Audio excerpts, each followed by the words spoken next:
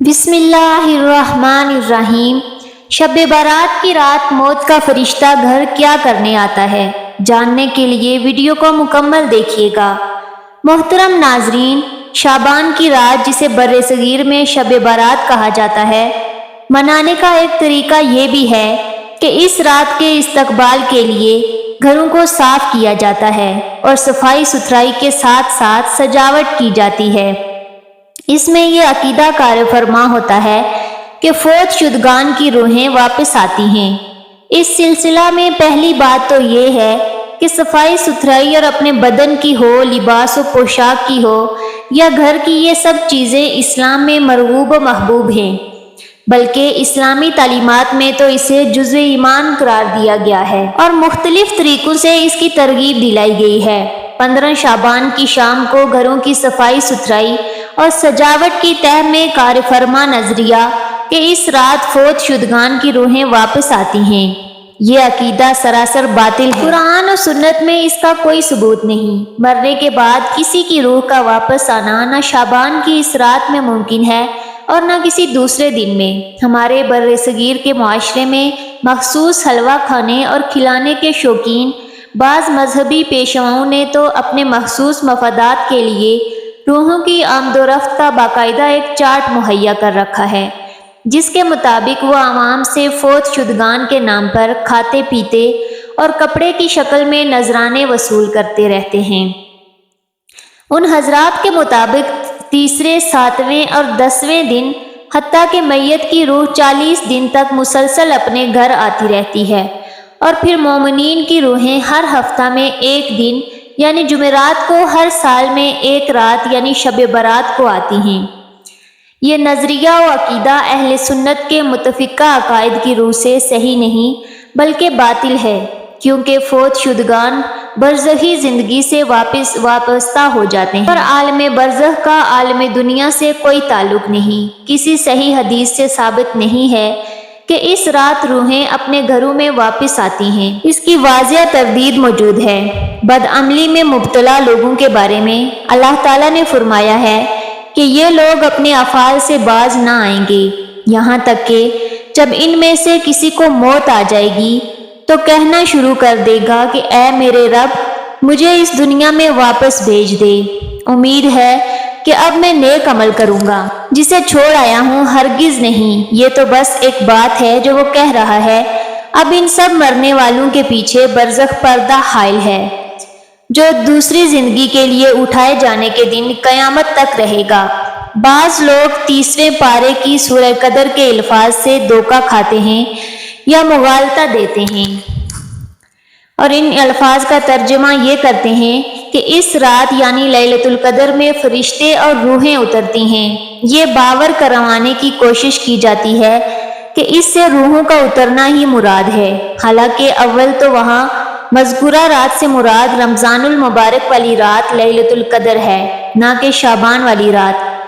دوسرے یہ کہ ان اور ایسے ہی دیگر الفاظ میں روح سے مراد فوت شدگان کی روحیں نہیں بلکہ روح الامین حضرت جبرائیل علیہ السلام مراد ہیں۔ پھر اسی ایک آیت میں حضرت جبرائیل علیہ السلام کو روح سے تعبیر نہیں کیا گیا، بلکہ قرآن کریم کے دیگر متعدد مقامات پر بھی انہیں روح الامین اور روح المقدس کے ناموں سے ذکر کیا گیا ہے، جیسا کہ سورہ بقرہ میں روح المقدس سے مراد جبرائیل علیہ السلام ہیں، اور بعض کے نزدیک خود حضرت عیسیٰ علیہ السلام کی اپنی روح پاک مراد ہے، جسے اللہ تعالیٰ نے قدسی صفات بنایا ہے۔ پھر سورہ مائدہ آیت نمبر 110 میں بھی یہی بات مذکور ہے۔ سورہ نحل کی آیت 2 میں روح سے مراد روح نبوت یا علمی وحی ہے، فوت شدگان کی روحیں نہیں۔ سورہ نحل ہی کی آیت 102 میں روح مقدس حضرت جبرائیل علیہ السلام ہے۔ سورہ شعراء آیت نمبر 193، سورہ معارج آیت نمبر 4 اور سورہ نبا آیت نمبر 38 میں روح الامین اور روح سے مراد بھی حضرت جبرائیل علیہ السلام ہیں۔ الغرض اوپر سے نیچے اترنے اور نیچے سے اوپر چڑھنے کے حوالے سے قرآن کریم میں جہاں کہیں بھی روح کا لفظ استعمال ہوا ہے، وہاں روح الامین حضرت جبرائیل علیہ السلام ہی مراد ہیں، نہ کہ فوت شدگان کی روحیں۔ اس تفصیل سے معلوم ہوا ہے کہ شعبان کی شام کو روحوں کی آمد اور ان کے استقبال کی نیت سے جھاڑ پھونچ، صفائی ستھرائی اور سجاوٹ کرنا محض ایک خود ساختہ عقیدہ ہے جسے قرآن اور سنت سے کوئی دلیل نصیب نہیں۔ لیکن اگر کوئی بلکہ عموماً لوگ روزانہ ہی صفائی کرتے ہیں، وہ حسب معمول ہی اس شام بھی کرتے ہیں، تو پھر کوئی حرج نہیں، بلکہ یہ ایک مرغوب فعل ہے۔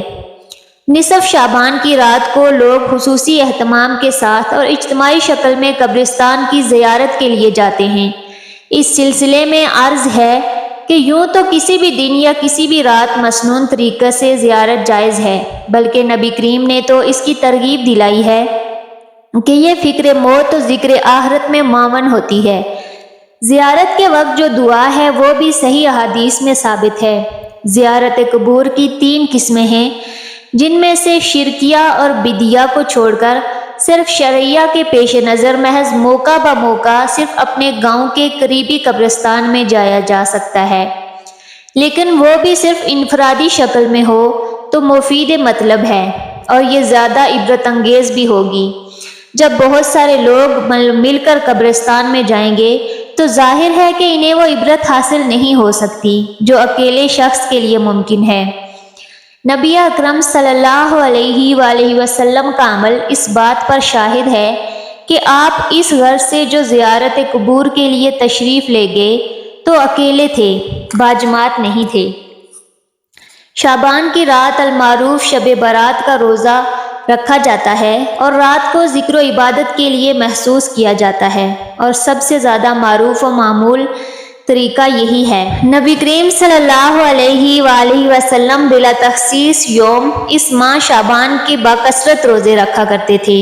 جو شخص صوم داؤدی کا عادی ہو وہ اس ماہ کے حسب معمول روزے رکھ سکتا ہے، اس میں چاہے 15 شعبان کا روزہ بھی ہو، چاہے رمضان سے 1 یا 2 دن قبل کا روزہ بھی کیوں نہ آ جائے۔ اور وہ شخص جو ہر ماہ ایام چاند کی 13، 14 اور 15 تاریخ کا روزہ رکھتا آ رہا ہے، وہ بھی بلا اختلاف اس دن کا روزہ رکھ سکتا ہے، کیونکہ وہ صرف 15 شعبان کا روزہ نہیں رکھے گا بلکہ ساتھ ہی 13 اور 14 کا بھی رکھے گا۔